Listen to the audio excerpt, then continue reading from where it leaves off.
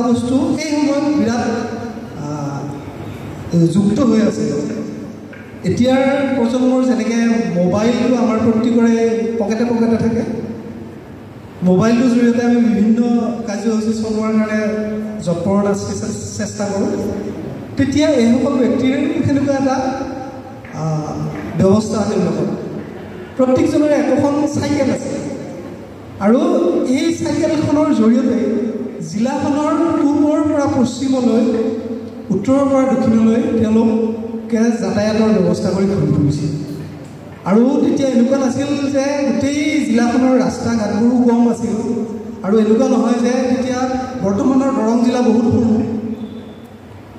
এখেতসকলৰ দিনত ওদালগুৰি মাজবাটৰ পৰা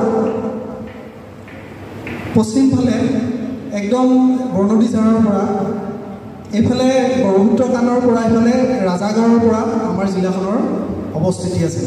বৰ্তমান সৰু হৈ গৈছে। সেই সময়ত এইসকল ব্যক্তিয়ে শৰণ দিয়াৰ স্বাৰ্থত, শৰণ কাৰ্যৰ স্বাৰ্থত ৰাতিপুৱা 8 বজাতে নিজৰ ঘৰৰ পৰা চাইকেলখন লৈ যায় সেই ধৰণৰ ঠাইতো উপস্থিত হৈছিল।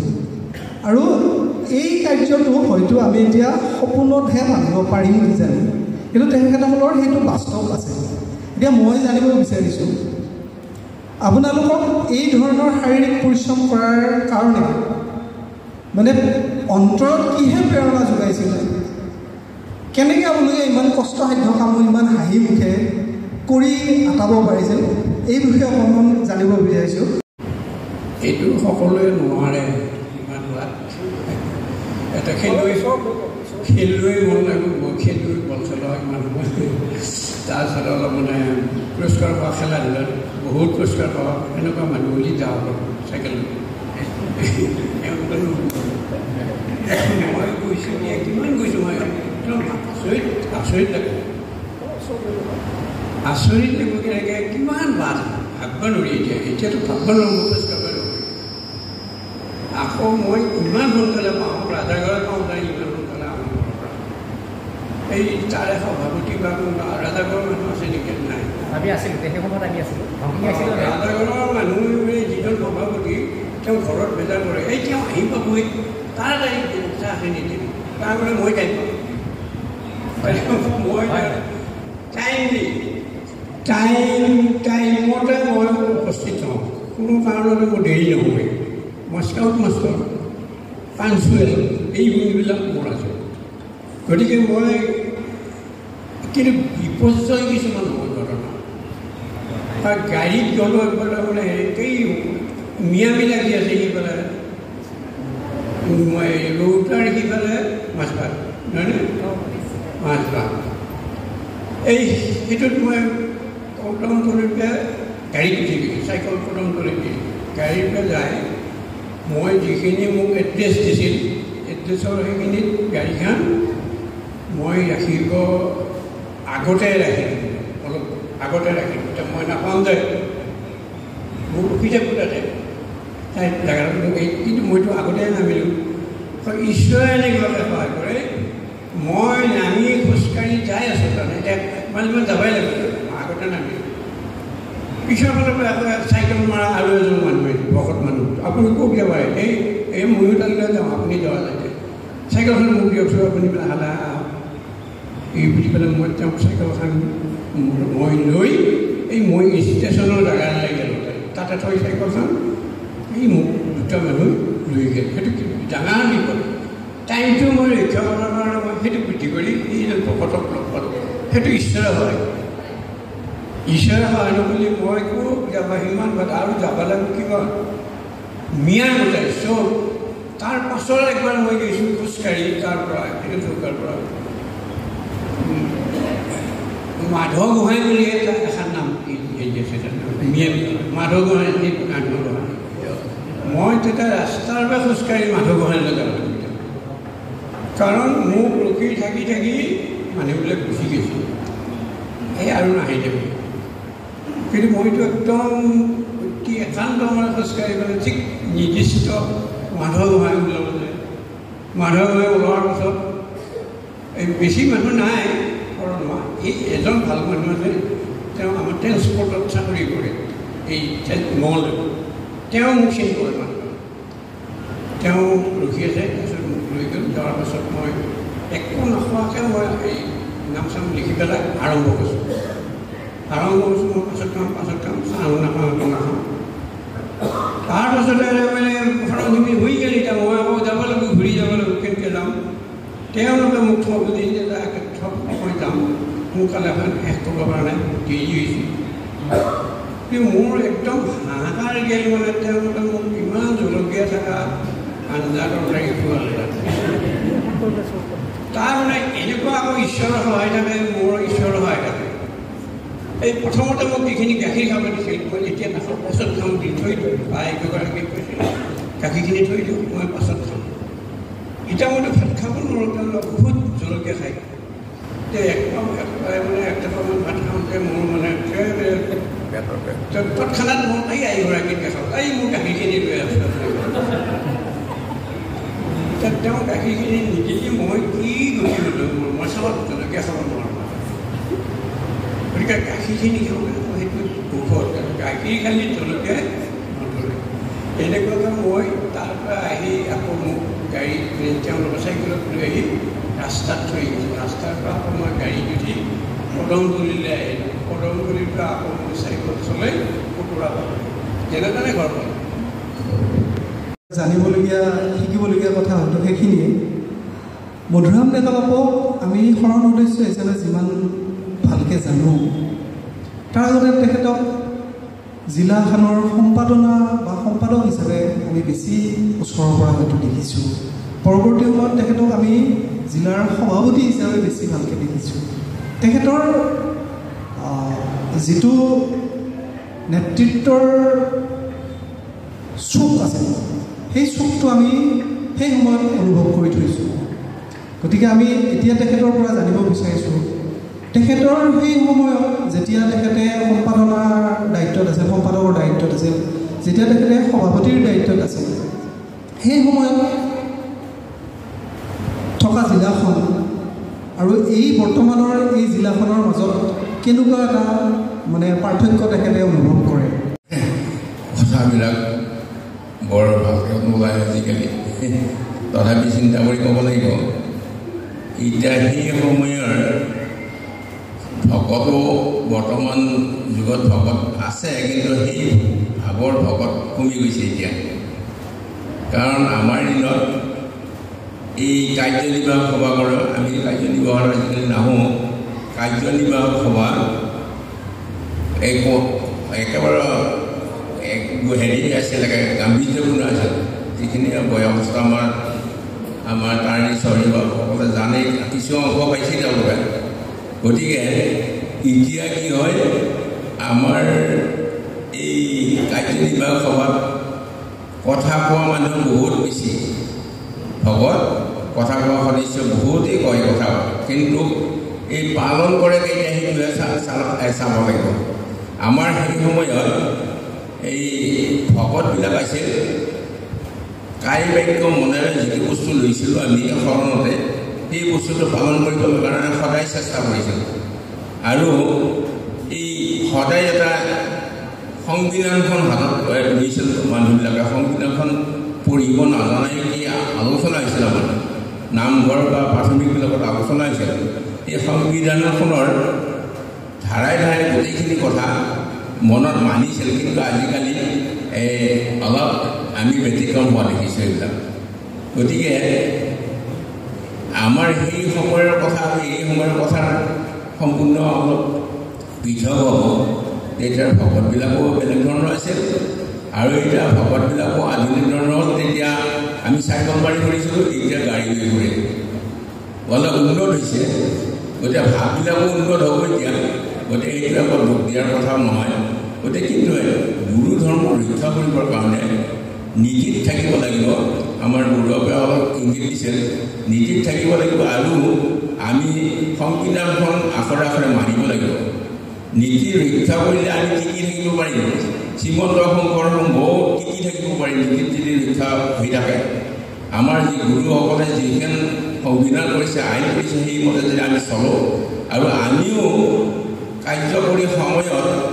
সম্পাদকৰ দিনৰ পৰা আমি সেইখন কেতিয়াও আমাৰ সংবিধানখন কেতিয়াও আমি বাদ দি পেলাই আমি কাম নিজৰ স্বাৰ্থৰ কাৰণে উন্নয়ন কৰি পোৱা নাই আৰু এতিয়াও আমি তেনেকৈ অচল হৈ আছোঁ আমাৰ ঘৰখনে আছে সেনেকৈ অচল হৈ পেলাই গতিকে আমি বেলেগৰ পিনে এতিয়া বৰ্তমান আমি চোৱা নাই বৰ্তমান যুগত অলপ পৰিৱৰ্তন হ'বই সেইটো একো হেৰি কথা নহয় গতিকে সেই পৰিৱৰ্তন হোৱাবিলাক পৰিৱৰ্তনে হৈ থাকিব গতিকে সেই ক্ষেত্ৰত নীতিটো আমি ভকতসকলে নীতিটো মানি থাকিব লাগিব আজি যে সভা সমিতি বা সাধু সংঘত আহি পেলাই আমি ভকত হ'লেই নহ'ব আমি ঘৰতো ভকত হ'ব লাগিব আদৰ্শতো ভকত হ'ব লাগিব আৰু পালনতো ভকত হ'ব লাগিব তেতিয়াহ'লে আমাৰ শ্ৰীমন্ত শংকৰ সংঘ বাচি থাকিব আমাৰ জিলা আপোনালোকে মই এটা কথা কওঁ চমুকৈ যে জিলাখনৰ নাম আছে আমাৰ জিলাখনৰ নাম আছে আমি এই বেলেগ ক'ব নালাগে গতিকে আমি জিলাখনৰ কেনেকৈ নামটো হ'ল আমাৰ আগৰ পৰা এই দৰঙীয়া ভকতখিনিয়ে নীতি সদাচাৰ সকলো খাৱা লোৱা সকলোতে বৰ হেৰি আছিল ভকতীয়া পৰিৱেশ আছে গতিকে সেই ক্ষেত্ৰত বাহিৰা ভকতখিনি আহিলে তপত মানে আৰু এবাৰ আমি গৈছিলোঁ আমাৰ 82 চনৰ অধিৱেশনখনত আমাৰ চহৰীয়া বাবু আছিল নেকি আমাৰ লগত এই আমাৰ প্ৰাক্তন আমাৰ বিধায়ক হেৰিয়া আছিল সংসদ আমাৰ মাধৱ ৰাজবংশী আৰু আমাৰ তনু ডেকা আৰু আমাৰ এই সত্য বৰুৱা আৰু আমি এইকেইজন গৈছিলোঁ গাড়ীখনে চিপ গাড়ী এখন উঠি পেলাই এই তাৰ গাড়ীখন উঠিছে গতিকে তাতে আমি ঢেকীয়াজুলি মূলৰ কাৰ্যনিৰ্বাহ প্ৰথম তাতে মই কথা কৈছোঁ ঢেকীয়াজুলি কাৰ্যনিৰ্বাহত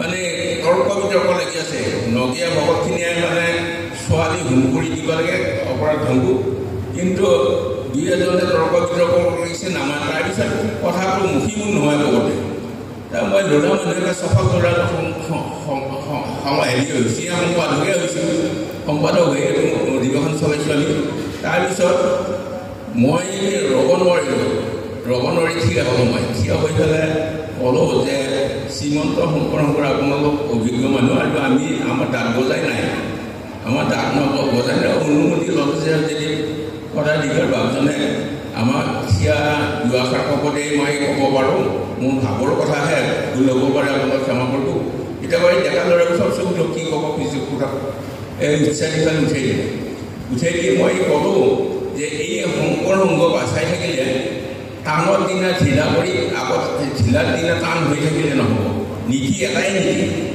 এই নীতিটো ৰক্ষা কৰিলে আমি বাচি থাকিব পাৰিব আৰু আমাৰ ভাৱ দৰং জিলাৰ ভকতবিলাকৰ ভাৱ সেইটোকে ভকত আৰু আপোনালোকে যদি আচল পুৰণা আগবঢ়া ভকতখিনিয়ে এনেকৈ পাৰ ভাঙি দিয়ে তেনেহ'লে আমাৰ এতিয়া শ্ৰীমন্ত শংকৰ সংঘৰ বেছিদিন নীতি নাথাকে থাকিব নামত কিন্তু মূল নীতিৰ পৰা আঁতৰি যাব কোৱাৰ চব মানে সেইটো কথাকে ৰাখিলে কৰিব গ'লে আৰু আমাৰ দৰং জিলাৰ সেই কথাটোৰ পৰা গোটেই দৰং হেৰিতে অসমতে মানে প্ৰচাৰ হৈ গ'ল যে সেই ল'ৰাটো কোন আছিল কম বয়সীয়া ল'ৰাটো কোন আছিলে যে ৰিচিষ্টৰ বাবে আহি পেলাই মোৰ হাতত ধৰি ক'ব গতিকে এইবিলাক আগত গৌৰৱ বহুত আছে বা সমস্যা এতিয়াও আছে আমাৰ দৰং জিলাত যথেষ্ট আমি আগবাঢ়িয়ে আছোঁ গতিকে এই ক্ষেত্ৰত আমাৰ এই নীতিটো ৰক্ষা কৰিব লাগে সকলোৱে ৰক্ষা কৰিব সংবিধানখন মানিব সংবিধানখন উলংঘা কৰিলে আমি কেতিয়াও ভকত হৈ পিছি থাকিব নোৱাৰিম নামত থাকিম ভকত কিন্তু কামত নহ'ব আৰু এই ভকতৰ কথা কৈছে বাবজনে ভকত হ'ব লাগিলে গোটেইখিনি থাকিব লাগিব ভকতৰ গোটেইখিনি গুৰুজনাৰ আদৰ্শ গুৰুজনাৰ যিখিনি কৈছে গুৰুজনে যিখিনি আমাক নিৰ্দেশ দিছে যিখিনি আমাক বাধা দিছে সেইখিনি আমি ত্যাগ কৰিব লাগে কিন্তু গুৰুজনে বাধা দিয়া কথাও শৰণত কোৱা কথাটো আজিকালি দুই এজনৰ মাজত দেখিছোঁ ভংগ হৈ গৈছে গতিকে সেইটো নিজৰ অন্তৰতে আছে ভগৱন্ত হৃদয়ত স্থিতি হৈ আছে ভগৱন্তে দেখি আছে হাতী দি কাকো হাৰিব নোৱাৰোঁ ভকতে ঈশ্বৰৰ ওচৰত আশ্ৰয় লৈ পেলাই ভকতৰ ওচৰত আশ্ৰয় গুৰুৰ ওচৰত আশ্ৰয় লৈ কেতিয়াও ফাঁকি দিলে কেতিয়াও তাত কইলাই নাই বিশ্বাস তাই কেতিয়াও তাৰ ভাল নহয় সৎসংগ তেতিয়াহে হয় যেতিয়া নেকি আমাৰ অন্তৰত থকা ইগোটোত মানে দুই এটা আমি ঘোচা খাম। আমাৰ অন্তৰত থকা কলুকতাই যেতিয়া দুই এটা ঘোচা খাব, তাৰ পৰা যেতিয়া উত্তৰৰ বাট বিচাৰি হাহাকাৰ কৰিব, তেতিয়াই সেইটো সৎসংগ হয়। আৰু বাপে যিহেতু আমাক দেখুৱাই দিছে যে আচলতে আমাৰ কিছু কৰিবলগীয়া কাম আছে, আমি কিছু উত্তৰণৰ ফালে যাবলগীয়া আছে, গতিকে এইখিনিও আচলতে আমাৰ কাৰণে প্ৰয়োজনীয় আৰু এইটোৱেই আচলতে সৎসংগৰ মূল ব্যৱস্থা। এতিয়া আনগৰাকী বাপৰ পৰা মই জানিব বিচাৰিছোঁ, তেখেতে মই জনাত সাহিত্য শাখাৰ লগত খুব ওতঃপ্ৰোতভাৱে এটা সময়ত খুব ধুনীয়াকৈ জড়িত আছিল। তেখেতৰ নেতৃত্বতে আমাৰ দৰং জিলাৰ ইতিহাস নামৰ গ্ৰন্থখনো প্ৰকাশ হৈছিল। তেখেতে খুব কষ্টও কৰিছিল মই জনাত। আমি তেখেতৰ সেই সময়ৰ যিখিনি সংগ্ৰাম, তেখেতে অলপ আগতে কৈও গৈছে যে আমি লিখক পোৱা নাছিলোঁ, সেই সংগ্ৰামখিনিৰ কথা আমি অকণমান তেখেতৰ মুখৰ পৰা জানিব বিচাৰিছোঁ। চৰকাৰ সাহিত্য শাখাৰ সভাপতিবোৰ জ্বলাই আমি যে ইতিমধ্যে যি সাহিত্য শাখা চলাইছিলোঁ, সেই সাহিত্য শাখাখন কেনেধৰণে কি হিচাপে আগবঢ়াই লৈ গৈছিলোঁ, তেনে ক্ষেত্ৰত তেখেতে দুআষাৰ ক'ব দিছে। অৱশ্যে তেতিয়া আমি সভাপতি আছিলোঁ, এই সম্পাদক প্ৰথম ৰামচন্দ্ৰ ডেকা প্ৰভু, দ্বিতীয়তে আমাৰ বৰদোৱা শইকীয়া আয়ু আছিল, তৃতীয়তে আমাৰ গোবিন্দ ডেকা প্ৰভু। এই আটাইৰে সংমিশ্ৰণত অৱশ্যে তেতিয়া সাহিত্য শাখাটি অলপ ভালৰ ফালে আহিছিল আৰু তেনেধৰণে দুই এখন কিতাপো উলিয়াব পৰা হৈছিলোঁ। বিশেষকৈ আমাৰ সত্য বৰুৱাৰ যি লিখনি হ'ব আৰু তেনেধৰণৰ কেইবাখনো কিতাপ উলিয়াইছিলোঁ আৰু সকলোৰে কিন্তু এই অনুষ্ঠানৰ প্ৰতি আগ্ৰহ আছিল। গতিকে সেইসকলৰ প্ৰচেষ্টাতে আমি সভাপতি সম্পাদকসকলে একো কৰিব নোৱাৰোঁ। তেখেতসকলৰ উৎসাহ উদ্দীপনা পৰামৰ্শ এই তেনেধৰণে সেই অগ্ৰগতিৰ ক্ষেত্ৰত আমি আগবঢ়াই লৈ গৈছিলোঁ। আমাৰ সেই ক্ষেত্ৰত সেইটোৱে মাত্ৰ আমাৰ এয়া অনুভৱৰ হেৰিটো এই যে আজি অনুষ্ঠানত আমি শকত সাধু সংঘ এনে ক্ষেত্ৰত এই যে আমি সাধু আমাৰ এই যে শৰণত যিটো বস্তু পাইছোঁ, যে আমি যিখিনি কথা পাইছোঁ এইখিনি যদি আমি সৎভাৱে একান্তভাৱে সদায় চৰ্চা কৰোঁ, তেতিয়াহ'লে আমাৰ কি হ'ব, আমাৰ বিশেষকৈ 6টা ৰিপু আছে। 6টা ৰিপু: কাম, ক্ৰোধ, লোভ, মোহ, মদ, মাৎসৰ্য। এইকেইটা কিন্তু আমি দমন কৰিবৰ ক্ষমতা আয়ত্ত কৰিব লাগিব, তেতিয়াহে আমি সাধু হ'ব পাৰিম। গতিকে আশা কৰোঁ নিশ্চয়তে এইখিনিও আমি পঢ়ুজনাৰ প্ৰশ্নৰ লগতে এইখিনি অৱগত কৰিছোঁ। কৃষ্ণ বান্দৰ তেওঁলোকৰ বহুত বছৰৰ মূৰত এটা সন্তান জন্ম পালে। সন্তান নাছিলেই, বহুত বছৰৰ মূৰত এটা সন্তান জন্ম পালে, ধুনীয়া বান্দৰ এটা জন্ম পালে। আৰু যেতিয়া বহুত বছৰৰ মূৰত জন্ম পালে, তেতিয়া আমাৰ সচৰাচৰ যিটো চলে সেইটোৱেই আনন্দ, সকলো মানে উদ্বাউল হৈ গৈছে। শেষত গৈ সেই আনন্দতে বেলেগ বেলেগ বিভাগৰ দেৱতাবিলাক আহিছে। আহি কোনোবাটো মানে অগ্নি দেৱতা আহিছে, আহি পেলাই কৈছে মানে তোমাৰ ল'ৰাটোক মই বৰ দিলোঁ, তোমাৰ ল'ৰাটোক জুইয়ে নপৰে। কোনোবা বায়ু দেৱতা আহিছে, আহি পেলাই কৈছে তোমাৰ ল'ৰাটো উৰিব পাৰিব, যিমান ইচ্ছা সিমান উৰিব পাৰিব, মানে বায়ুৰ অভাৱত কি নহয় তোৰ মৃত্যু নহয়। জলদেৱতা আহি পেলাই কৈছে তোমাৰ ল'ৰা পানীত পৰিলে নমৰে কেতিয়াও। এনেকৈ বিভিন্ন দেৱতা আহি বিভিন্ন সময়ত বৰ দি থৈ গৈছে। আৰু এটা সময়ত এই কম বয়সতে, এই সৰু অৱস্থাতে সেই বান্দৰ পোনাটোৱে অত্যন্ত শক্তিৰ অধিকাৰী হৈ পৰিল। হনুমান আছিলে সেইটো। আৰু এদিন হনুমান যেতিয়া সৰু আছে, তেতিয়া একদম সৰু, তেতিয়া কোনোবা এগৰাকী ঋষিয়ে হেনো গছ এডালৰ ওপৰত ধ্যান কৰি আছিল। তেতিয়া সেই শক্তিৰে হনুমানে ক'ব নোৱাৰে, সৰুমতীয়া মন ধ্যান কৰি থকা ঋষি কি কৰিলে, সেই গছে সৈতে ভেটিটোৰে দাঙি লৈ গৈ হিমালয়ৰ শৃংগত থৈ আহিলে। ঋষি যেতিয়া মানে সম্মিত ঘূৰি আহি দেখিলে, বোলে মই ক'ত আছোঁ, আছিলোঁ ক'ত, এতিয়াতো শৃংগৰ ওপৰত আছোঁ, এতিয়াতো পৰিলে মৰিব লাগিব। লগে লগে মানে ধ্যান কৰিছে, যিফালে বোলে সৰু পোৱালি বান্দৰ এটা আনি মোক ইয়াতে তুলি থৈ গৈছে। লগে লগে খং উঠিল আৰু অভিশাপ দিলে, বোলে যি বলত যি অহংকাৰত বলিয়ান হৈ তুমি এনেকুৱা কাম কৰিছা সেই বল আজিৰ পৰা তোমাৰ নাথাকে, একেবাৰে নোহোৱা হ'ব। এই কথাখিনি আহি হনুমানৰ মাক বাপেকৰ কাণত পৰিল আৰু লগে লগে মাক বাপেকে মানে সেই ঋষিৰ ওচৰত গৈ মানে সেৱা কৰিলে, প্ৰাৰ্থনা কৰিলে, বোলে গুৰুদেৱ একদম অকণমানি ল'ৰা, অকণমানি পোৱালি এইটোতো ইমান ডাঙৰ অভিশাপ দিব লাগে নাজানিহে কৰিছে, আপুনি কি কৰক অভিশাপটো উঠাই লওক। তে ঋষিয়ে কৈছে মই এবাৰ দিয়া অভিশাপটো কি নহয় উঠাই ল'ব কেতিয়াও নোৱাৰে, কিন্তু ঠিক আছে, কিন্তু এটা ব্যৱস্থা মই ৰাখিব পাৰোঁ। অভিশাপটো অভিশাপেই থাকিলে সেই গোটেইখিনি শক্তি ল'ৰাটোৰ গাত থাকিব, কিন্তু ল'ৰাজনে গম নাপায় যে সেই শক্তিটো তেওঁৰ গাত আছে। কোনোবাই মনত পেলাই দিলেহে সেই শক্তিটো তেওঁ ব্যৱহাৰ কৰিব পাৰিব। এনেকৈ শেষলৈকে হনুমানৰ গাত সেই চৰিত্ৰটো দেখা যায়। সীতা উদ্ধাৰৰ বাবে যেতিয়া প্ৰথম যাবলগীয়া হয়, সাগৰৰ সিপাৰ হয়, তেতিয়া মানে সাগৰটোৰ সিপাৰে যাবলৈ কোনো সাহস নকৰে। তেতিয়া মানে জাম্বৱানে মনত পেলাই দিছিলে, এই তুমি এনেকৈ জঁপিয়াব পৰা নহয়, পানীত পৰিলে তুমি নমৰা নহয়, জুয়ে তোমাক পুৰিব নোৱাৰে নহয়, তুমি একে যাব পৰা নহয়। এই কথাখিনি মনত পৰাৰ পিছত কি হৈছে, হনুমানে একে জাপে গৈ কি হৈছে সাগৰৰ সিপাৰ গৈ সীতাৰ খবৰটো আনি প্ৰথম ৰামচন্দ্ৰক দিছিলে। এতিয়া কথাটো হ'ল বিজ্ঞানে প্ৰমাণ কৰি দিছে মানুহ বোলে বান্দৰৰ পৰা মানে বিৱৰ্তন ঘটি মানুহ হৈছে আহি, মানে আমাৰ আগৰ বংশ বান্দৰ বুলি কয়। গতিকে সেই গুণটো হেনো আমাৰো গাত আছে বুলি কয়। আমাৰ সকলোবিলাক কথাই আমাৰ লগত থাকে, কিন্তু কথাবিলাক এবাৰ এবাৰ কোনোবাই মনত পেলাই দিব লাগে, কোনোবাই মনত পেলাই দিলেহে কথাখিনি আহে। আমি সকলোবিলাক কথাই জানিছোঁ, সকলোবিলাক কথাই আমাৰ লগত থাকে, কিন্তু মনত পেলাই দিয়াৰ পিছত আমাৰ চাৰ্জ হোৱাৰ নিচিনা হয়। আমাৰ ভকতৰ সংঘ অনুষ্ঠানটোও ঠিক তেনেকুৱা এটা অনুষ্ঠান, আমি চাৰ্জ হ'বৰ কাৰণে আকৌ আহি লগ লাগিছোঁ। গতিকে এই কথাখিনি মনত পেলাবৰ কাৰণে আমাৰনো উঠি অহা যুৱক, আপোনালোকে গোটেইখিনি কথা জানেই ধুনীয়াকৈ। আমাৰ উঠি অহা যুৱকবিলাকৰতো মানসিকতা বৰ্তমানৰ এই শৰণ কাৰ্য সম্পৰ্কে, বৰ্তমানৰ আমাৰ আধ্যাত্মিকতা সম্পৰ্কে কি চলি আছে, তেওঁলোকৰ মনৰ কি হেৰি হৈ আছে, মনত কি চলিছে, এই গোটেইখিনি কথা জানিবৰ বাবে আমাৰ যুৱকসকলৰ প্ৰতিনিধি হিচাপে হয়তো আৰু 2-4 ওচৰত যাম। প্ৰথমে মই আমাৰ হাজৰিকাৰ পৰা আঞ্চলিকৰ মই যোগেশ বৰুৱা বাবৰ ওচৰলৈ গৈছোঁ। তেওঁ বৰ অস্বস্তিতে পৰাৰ নিচিনা হৈছোঁ।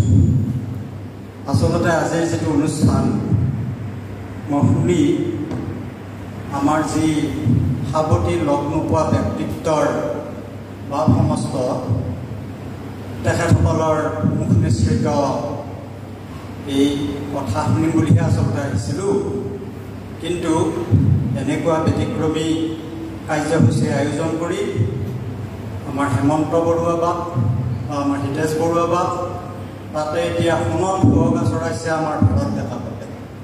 তেখেতসকলে আগতেও এনেকুৱা অনুষ্ঠান আয়োজন কৰিছে, ব্যতিক্ৰমী অনুষ্ঠান আয়োজন কৰি আমাৰ ভকতসকলক বিভিন্ন দিশৰ পৰা আগুৱাই নিয়াৰ এটা প্ৰয়াস অব্যাহত ৰাখিছে। আজি অৱশ্যে মই এনেকুৱা পাকত কৰিম বুলি ভবা নাছিলোঁ। যাই হওক, মোৰ মনত কিন্তু অনুষ্ঠানটো দেখি দুটামান কথা খেলিছে মানে শৰণৰ কথাটো আমি শৰণত যেতিয়া বহিছিলোঁ, আমাৰ সন্মানীয় বৰুৱা বাপগৰাকীয়ে আমাক শৰণ দিছিলে, আৰু বৈষ্ণৱ যিটো প্ৰবাহ, এই প্ৰবাহটো আচলতে আমি আজন্মভাৱে বৈষ্ণৱ বুলি ক'ব লাগিব। কাৰণ এইকাৰণেই মোৰ যি 7 পুৰুষৰ মই জনা 6ষ্ঠ পুৰুষৰ পৰা আমি মহন্তৰ ঘৰৰ পোনপটীয়াকৈ আমি শংকৰদেৱ সংঘত শৰণ লোৱা নাছিলোঁ যদিও আমাৰ যি 7 পুৰুষৰ চৰিত্ৰ, তাৰ ভিতৰত গঙা মহন্তৰ পিছত ভোগৰাম মহন্ত, তাৰপিছত পানীৰাম বৰুৱা, তাৰপিছত লোকনাথ বৰুৱা, গজেন্দ্ৰ বৰুৱা, তাৰপিছত আমি। গতিকে ইয়াৰ আগত কি আছিল মই নাজানো, কিন্তু গঙা মহন্ত তেওঁ মহন্ত আছিল কাৰণে মহন্ত। তেখেত আচলতে কলিতা লিখিছিল, কিন্তু তেখেতক সকলোৱে জানে গঙা মহন্ত। গতিকে সেই হিচাপে আমাৰ শংকৰদেৱ সংঘত সদস্য ভৰ্তি 1973। গতিকে মোৰ জন্ম তাৰ পিছত, আৰু বৰ আন্তৰিকতাৰে আপোনালোকৰ সন্মুখত এটা কথা উপস্থাপন কৰোঁ। হয়তো তেনেকুৱা সৌভাগ্য বহুত কম মানুহৰ ঘৰত ঘটে। যিদিনাখন আমাৰ ঘৰত শৰণ কাৰ্য হ'বলৈ বাপসকল আমাৰ গৃহত উপস্থিত আছিল, সেই শৰণ কাৰ্য পৰিচালনাৰ কাৰণে আমাৰ মিশ্ৰ বাপ আমাৰ ঘৰত আছিল, আৰু সেইদিনাখনে আমাৰ গোটেই পৰিয়ালটোৱেই মিশ্ৰ বাপে ৰন্ধা সেই অন্ন গ্ৰহণ কৰিবলৈ সৌভাগ্য ঘটিছিল। যাই হওক, এতিয়া মোৰ মনত জগা কথাটি এনেকুৱা, ভকত বুলি ক'লে আমি শ্ৰীমন্ত শংকৰদেৱ শংকৰ বাপ বান্ধৱ ভাই মাতৃৰ সমস্তই আমি যিখিনি শংকৰ সংগীভুক্ত ব্যক্তি এইখিনিক বুজোঁ, কিন্তু ভকত আচলতে সেইখিনিতে সীমাবদ্ধ জানো। আমাৰ বিভিন্ন যি দেৱ দেৱতাৰ কথা উল্লেখ আছে, আমাৰ ৩৩ প্ৰকাৰ দেৱতাৰ কথা, এইটো ৩৩ কৰোৰ নহয়, একচুৱেলি ৩৩ কোটি, এইটো ৩৩ প্ৰকাৰ দেৱতাৰ যিটো ধাৰণা আছে ভাৰতীয় পৰম্পৰাত, এই পৰম্পৰাৰ ভিতৰত আমাৰ যি স্বৰদৰ্শন, ৯টা দৰ্শনৰ ভাৰতীয় দৰ্শনত স্বৰদৰ্শন, ৬টা দৰ্শনে ঈশ্বৰ বিশ্বাস কৰে আৰু ৩টা দৰ্শনে ঈশ্বৰ বিশ্বাস নকৰে। গতিকে এই স্বৰদৰ্শনত মানে বেলেগ বেলেগ দেৱতাক যিটো উপাস্য কৰা বা কৰাৰ প্ৰৱণতা আছে সেইখিনিকো ভকত বুলি কয়। গতিকে আমাৰ এতিয়া মহাপুৰুষ শ্ৰীমন্ত শংকৰদেৱ মাধৱদেৱ বা বৈষ্ণৱ পৰম্পৰাৰ যিটো ভকতৰ যিটো বিধি বিধান বা যিটো পৰম্পৰা, এই পৰম্পৰাটো আমি কেনেদৰে পৃথকীকৰণ কৰিম এই কথাখিনি অকণমান মোৰ জানিবলৈ মন। আমি যদিও সংঘীয় দৃষ্টিভংগীৰে কথাটো লক্ষ্য কৰোঁ, তাত মানে বাকীখিনিৰ সৈতে আমাৰ পাৰ্থক্যটো কেনেকুৱা হ'ব পাৰে সেই কথাখিনি অকণমান মই জানিবলৈ প্ৰয়াস কৰোঁ। এইবিলাক কথাৰ মানে শেষ নাই, সীমা নাই।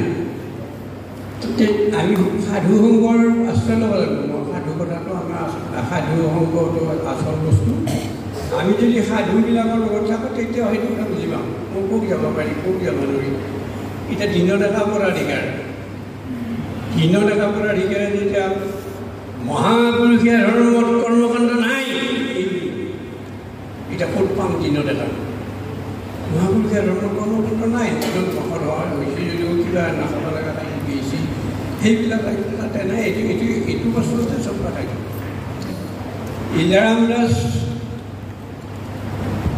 একান্ত হ'ল আমাৰ দৰং জিলাত, অন্য ঠাইত কোনো গুচি আমাৰ দৰং জিলাত সংঘত শৰণ হোৱাই নাছিল। কত মহন্তবিলাকৰ ঘৰত আহে, ভকতবিলাক আহি অনুষ্ঠান কৰে, কিবা কৰে, নাম কৰে, কিন্তু শৰণ কোনো নহয়। ইলাৰাম দাস যেতিয়া আহে, তেতিয়া মই কলেজত তেওঁৰ বক্তৃতা চাবৰ কাৰণে ডাকচকীত তেওঁ আগতে শৰণ দিছিল, ক'ৰবাত ডাকচকীৰ পৰা দিছিল। তাৰপিছত চিপাঝাৰৰ ষ্টেচনত মিটিং ইলাৰাম দাসৰ মিটিং হ'ল। তেতিয়াহ'লে আমাৰ চিপাঝাৰত ভকত কোনো হোৱা নাই, আমি ল'ৰা মানুহ তেতিয়া কলেজৰ ল'ৰা।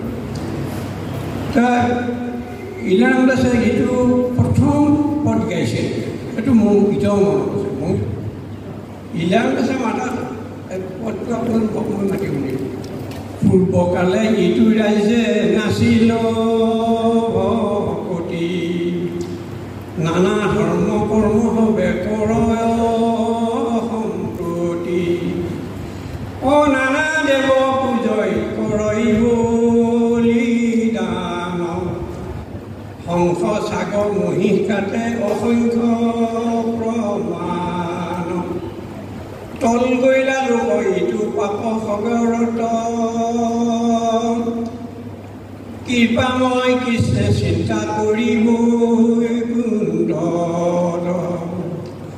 ইটো লোক সমস্তকে কৰিব উদ্ধাৰ, শংকৰ মাধৱ ৰূপে ভৈৰায়। মানুহবিলাকে মুখ মিলি আছে, তাৰমানে খানো কৰা নাই, ড্ৰাই ফ্ৰুট নহ'লে বুলি কৰা নাই। এইটো প্ৰধানত গাই এইটো চুৰিত পুথিত লেখা পঢ়, এইটো আমি পাইছোঁ আগতে। চুৰিত পুথিৰ এইখিনি পঢ়। ইলাৰাম দাসে যেতিয়া গালা, মানুহজনৰ মাতটো বৰ ধুনীয়া, ক'লা মানুহটো হাঁহিটো আছে বৰ ধুনীয়াকৈ মুখত। চব দৰ্শক সন্তুষ্ট হৈ গৈছে। আৰু সেই মিটিঙত চিপাঝাৰত আমাৰ মামাহঁত, পূৰ্ণ হাজৰিকা, গোবিন্দ হাজৰিকা মামা, যতীন বৰুৱা, মোৰ ককাইদেউ, সেনেকুৱা ধৰণৰ মানুহবিলাক শৰণ হ'ল। এতিয়া আমি আৰু ডেকা মানুহ, কলেজত পঢ়া মানুহ, আমি এইবিলাকৰ ধৰণৰ কথা মই ভবাই নাছিলোঁ। কিন্তু ইলাৰাম দাসে গাৱা গানটোত মই আকৌ সেই গানৰ মানুহ নহয় নে, এই সুৰটোৱে মোক মন নাই, তেওঁ বান্ধি পেলালে। কৃষ্ণ তেওঁৰ প্ৰশ্নটো আছিলে মানে বেলেগ দেৱতাবিলাকৰ যিগৰাকী মানে সাধক সেইবিলাককো ভকত বুলি ধৰিব পাৰি নোৱাৰে এওঁৰ সংশয়টো আছিলে আমাৰ অকল শংকৰদেৱৰ ঘৰ সলনীয়াখিনিহে ভকত নে বাকী অনুষ্ঠানৰ লগত জড়িত তেওঁলোককো ভকত বুলি ধৰিব পাৰি সেইদিনা চব ভকত মানুহে সভাকেইটা হ'লে ভকতকেইটা কিন্তু বাকী মানুহবিলাকেও এই তেওঁৰ ভক্তিটাক মানে বহুত ভাল পাইছে পাই লাহে লাহে লাহে লাহে মানুহবিলাক শৰণৰ ফালে তাৰপিছত ময়ো শৰণ ভকতটো সমষ্টিয়ে ভকত জন্মৰ পৰাই ভকত সমষ্টিবিলাক ভগৱন্তৰ সকলোৰে হৃদিগত হৈ আহে কিন্তু অদৃশ্যমান নহয় অদৃশ্যকে দৃশ্যমান নহয় গতিকে যেতিয়া সাধুৰ সংগ হ'ব সাধু সংগৰ পৰা কি হ'ব এই দৃষ্টিমানত আহিব যে ভকত কি সেইটো কৈছে আগতে অলপ যে ভকত অকল আমাৰ শংকৰ সংঘৰকেইজনেই ভকত নহয় প্ৰত্যেকে এইবিলাক জাত যজ্ঞ পূজা পালন কৰা সেইবিলাককো ভকত বুলিয়ে কয় ভকতসকল এই অনুষ্ঠানত বহুসংখ্যক ভকত ইয়াত সমবেত হৈছে বুলি কয় গতিকে সকলোবিলাক ভকতেই কিন্তু ভকত আচল ভকতটো আমি বাছি ল'ব লাগিব আচল ভকত কোনজন হ'ব এইটো কৈছে ভগৱানে কৃষ্ণৰ চৰণে হইব কিমতে ভকতে শুনা সাৱধানতা স্থিৰ কৰি নেকি বিষ্ণু ভকতৰ সংগ লৈব প্ৰথমত গুৰু মানি শুশ্ৰূষা কৰিব ভাল মান লৈব উপদেশ মাধৱৰ আৰাধিয়া যতে শক্তি মানে কৃষ্ণতে অৰ্জিব কৃষ্ণ কথা চবনত শুদ্ধ আহিব মনক সৰ্বদায় কৰিব কৃষ্ণৰ কীৰ্তন গতিকে আমি কি কোনবিলাক ভকত হ'ব লাগিব এই যিটো আদৰ্শত আহিব ভগৱন্তৰ যিটো ধৰ্ম আমাৰ যিটো একৰণ যে সমস্ত এইবিলাক এই ধৰ্মৰ মূল হ'ল এটাই যিটো ভক্তিৰ যোগে মানুহ জীৱবিলাক কৰি যাব পাৰে তৰি যোৱাৰ পথটোৱে হ'ল শ্ৰীমন্ত শংকৰ সংঘৰ আদৰ্শ শ্ৰীমন্ত শংকৰ সংঘই এনেই সৃষ্টি হোৱা নাই শ্ৰীমন্ত শংকৰ সংঘ বহুতো চিন্তাবিদসকলে গুণী জ্ঞানী বৈষ্ণৱসকলে লগ লাগি শাস্ত্ৰসন্মতভাৱে এই শ্ৰীমন্ত শংকৰ সংঘৰ সৃষ্টি কৰিছে গতিকে যদি শ্ৰীমন্ত শংকৰ সংঘৰ এক শৰণ হৰিনাম ধৰ্মৰ আদৰ্শত আছে সেইবিলাকেই লৈ যাব সেইবিলাকেই ভকত গতিকে এক আদৰ্শত চলা যিখিনি এক ঈশ্বৰবাদী সেইখিনি ভকত বুলি কোৱা হ'ব এই খ্ৰীষ্টান এজনৰ ভকত হ'ব পাৰে মুছলিম এজনৰ ভকত হ'ব পাৰে গতিকে এনেকুৱা ক্ষেত্ৰত আমি ভকত অকল শ্ৰীমন্ত শংকৰ সংঘৰ কেইজনেই ভকত বুলি কোৱাটো ভুল হ'ব পূৰ্বকল আমি আমাৰ দৃষ্টিৰে আমাৰ ভকত দৃষ্টিকোণত আমাৰ ধৰা কৰিব লাগিব যে ভকত আমি সমস্ত ভূততে আচময় ধৰি মানিবা তুমি বিষ্ণু বুদ্ধি কৰি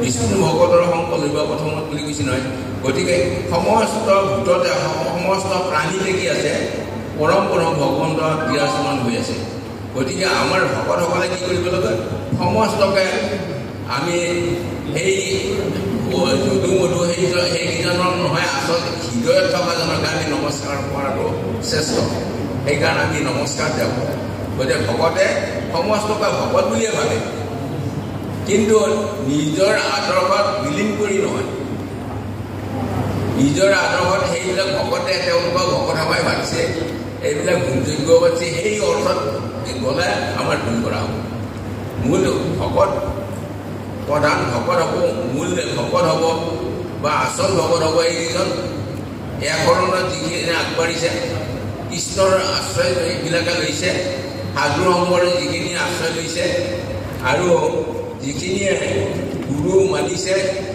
দেৱক মানিছে ভকতক মানিছে নামক মানিছে সেইখিনি আচল ভকত গতিকে এই তেৰাসকলক আমি ভকত বুলি কোৱাটো